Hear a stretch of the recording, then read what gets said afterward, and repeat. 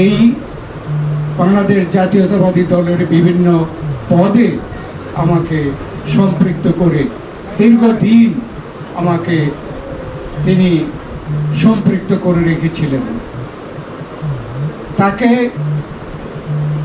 হত্যা করা হয়েছিল একটি শত্রু দল তাকে হত্যা করেছিল এই জন্য যে জিয়াউর রহমানকে হত্যা করা হলে, যদি হত্যা হয় তাহলে বিএনপি বিরুদ্ধে বাংলাদেশকে হত্যা করা হবে, জাতীয়তাবাদী দল হত্যা করা হবে। কিন্তু বেগম খালেদা জিয়া তিনি কিন্তু এই দলের দায়িত্ব গ্রহণ করে তিনি এই জিয়াউর রহমানকে হত্যা করে, যারা বাংলাদেশকে হত্যা করতে চেয়েছিল, আমাদের দলকে হত্যা করতে চেয়েছিল, বিএনপিকে হত্যা করতে চেয়েছিল, তাদের সকলকে তিনি আসলে হত্যা করে বা তাদের চেষ্টাকে ব্যর্থ করে তিনি বাংলাদেশে এই বিএনপিকে সুপ্রতিষ্ঠিত করেছিলেন। এবং আপনারাই এই দলকে বারবার প্রতিষ্ঠিত করে এই বাংলাদেশ জাতীয়তাবাদী দলকে প্রতিষ্ঠিত করেছেন। বেগম খালেদা জিয়াকে বারবার নির্বাচিত করে প্রধানমন্ত্রী করেছেন এবং আপনারাও এই দাউদকান্দিতে আমাকে বারবার নির্বাচিত করে 3 বার আমাকে মন্ত্রী করেছেন, 4 বার আমাকে এমপি করেছেন এবং আজকে শেষ বয়সে আজকে আমি এই দলের সভাপতি জনাব তারেক রহমান আমাকে ঠিক একইভাবে কুমিল্লা 1 নির্বাচনী এলাকায় আমাকে মনোনয়ন দান করেছে। এবং এরই মধ্যে শুনেছেন যে তারেক রহমান সম্ভবত 25 তারিখ আমাদের দাউদকান্দিতে উপজেলায় তিনি আসছেন। এটাও বলতে চাই যে আমি শহীদ প্রেসিডেন্ট জিয়াউর রহমান আমাকে বারবার নির্বাচনে অংশগ্রহণ করতে করেছি, কিন্তু তিনি আমার জন্য সেই নির্বাচনে আমার জন্য আসেন নাই। দেশনেত্রী বেগম খালেদা জিয়াও আমাকে নির্বাচনের জন্য মনোনয়ন দিয়েছেন, কিন্তু বেগম খালেদা জিয়াও তিনিও কোনোদিন আমার পক্ষে মনোনয়ন দিয়ে আমার পক্ষে কাজ করার জন্য তিনিও আসেননি। আজকে আমি মনে করি সৌভাগ্যবান যে তিনি এই 2 নেত্রীর, বেগম খালেদা জিয়া, জিয়াউর রহমান, এই 2 নেত্রীর 2 নেতার আমি কর্মী হওয়ার সত্ত্বেও কোনো নির্বাচনে কিন্তু আমার পক্ষে বক্তৃতা দিতে আসে নাই, যেখানে আমি শুনতে পেরেছি যে তারেক রহমান তিনি 25 তারিখে আসছেন। তাই আমি সৌভাগ্যবান মনে করছি।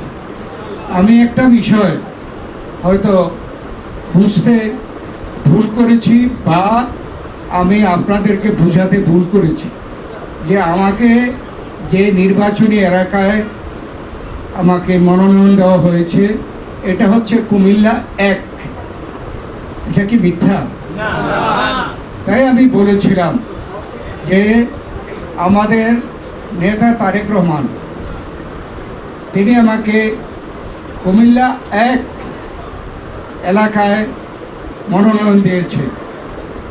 আপনারা বারবার আমাকে কুমিল্লা 1-এ নির্বাচিত করেছেন।